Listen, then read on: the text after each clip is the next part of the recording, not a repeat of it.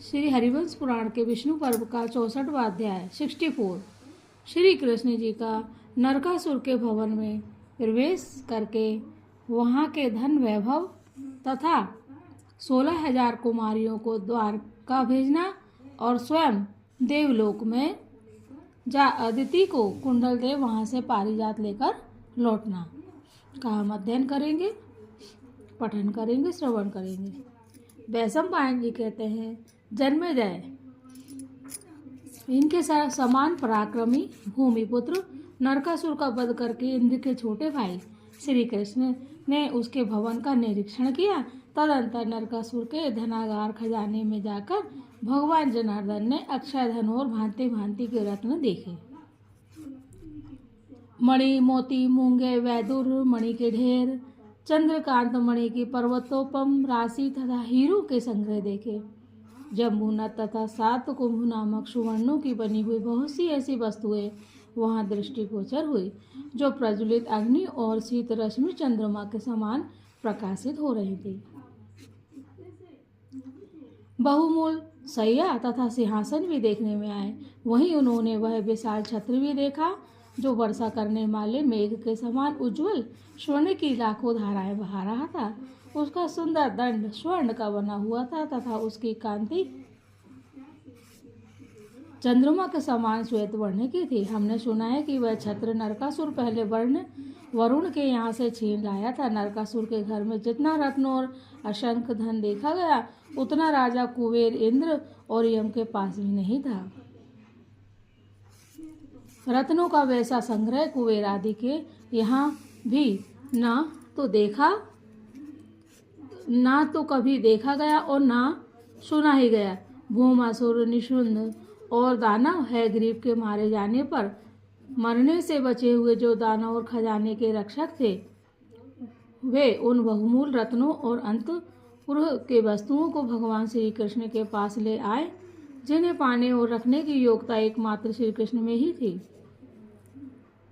दैत्यों ने कहा, जनार्दन, ये जो नाना प्रकार के बहुसंख्यक मणिरत्न हैं तथा जो भयंकर रूप वाले गजराज हैं, जिनके ऊपर बिछाई जाने वाली कालीने मूंगों से विभूषित हैं, जो सोने के तारों के बने हुए रस्सों से कसे जाते हैं, जिनकी जंजीरें बहुत बड़ी हैं, जो धनुष और तोमर आदि अस्त्र शस्त्रों से सुशोभित हैं, जिनके अंकुश बड़े सुंदर हैं तथा जो नाना प्रकार की सुंदर पताकाओं द्वारा चितकबरे दिखाई देते हैं, उन गजराजों की संख्या 20,000 है। इनसे दूनी हथनियाँ हैं, 8 लाख उत्तम देसी घोड़े हैं। इनके सिवाय बहुत सी गाय हैं, गौ माता हैं। इनमें से जिनके लिए आपको जितनी आवश्यकता हो उतनी संख्या में हम इन सबको वृष्णि और अंधक वंशी यादवों के निवास स्थान द्वारका में पहुंचा देंगे। प्रभु, महीन ऊनी वस्त्र, अनेक प्रकार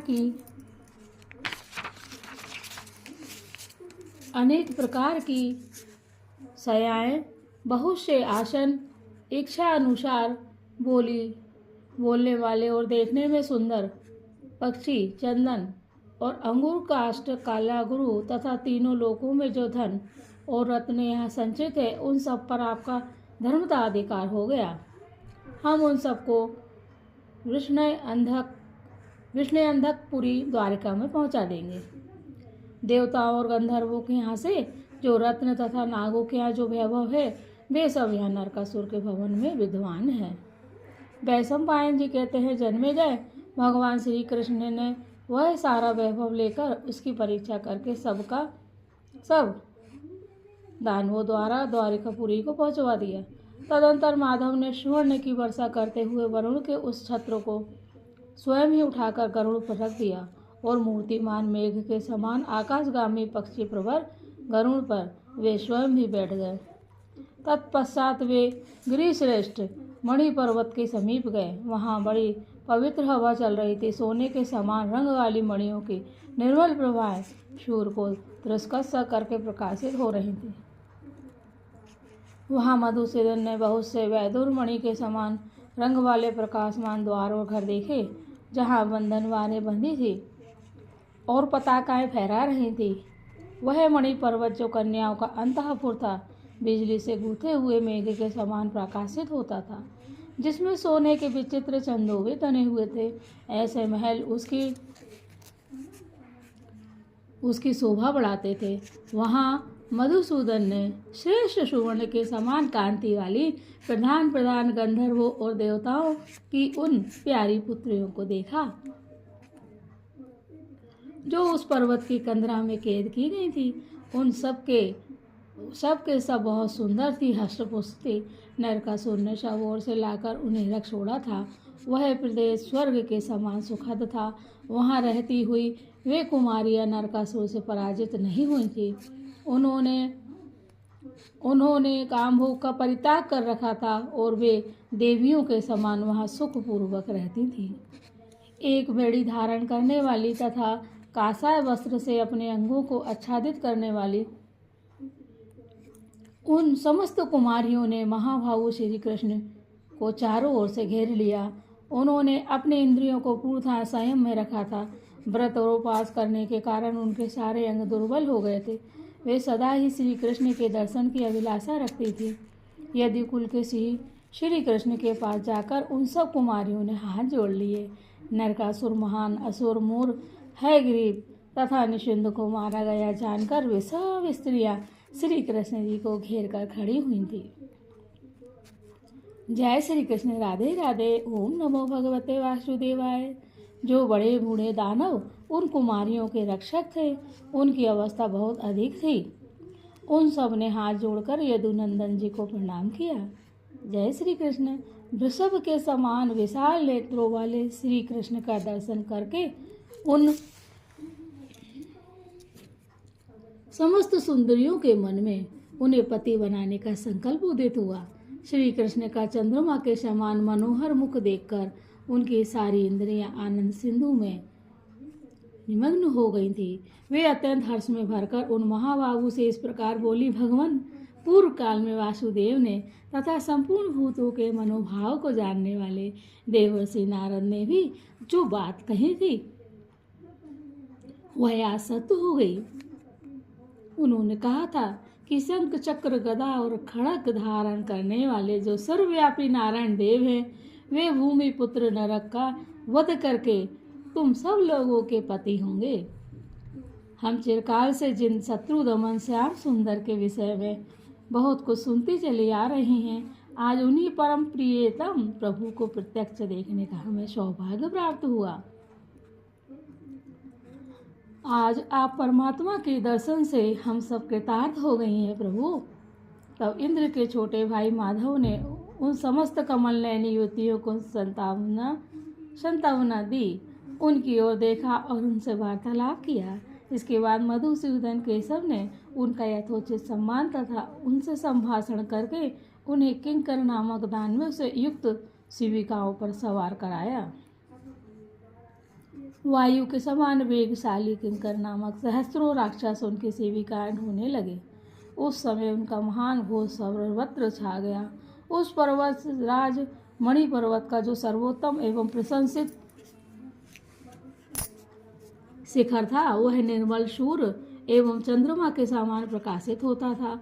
उसमें मणि एवं स्वर्ण के फाटक बने हुए थे।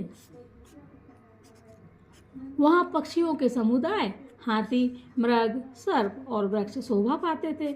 बंदरों के समुदाय सब ओर भरे हुए थे। वहां के प्रस्तर और शिलाएं बहुत सुंदर थी। नए अंकु, बारह सिंह, विशेष वराह और रुरु मृग उसका सेवन करते थे। वहां अनेक झरने गिरते थे। उसके कई बड़े बड़े आंतर शिखर थे। उसके श्रृंग और वृक्ष विचित्र शोभा से संपन्न थे। मणि पर्वत का वह शिखर अत्यंत अद्भुत और अचिंत्य था। मृगों के झुंड वहां दौड़ लगाते रहते थे। कितना सुंदर दृश्य है। चकोरों के झुंड और मोर अपने कलरवों से उसे प्रतिध्वनित किया करते थे। अत्यंत बलशाली भगवान श्री कृष्ण जी ने अपने दोनों भुजाओं से उस तेजस्वी पर्वत शिखर को उखाड़कर पक्षी प्रवर गरुण जी की पीठ पर रख लिया। बोलो गरुण भगवान जी की जय हो।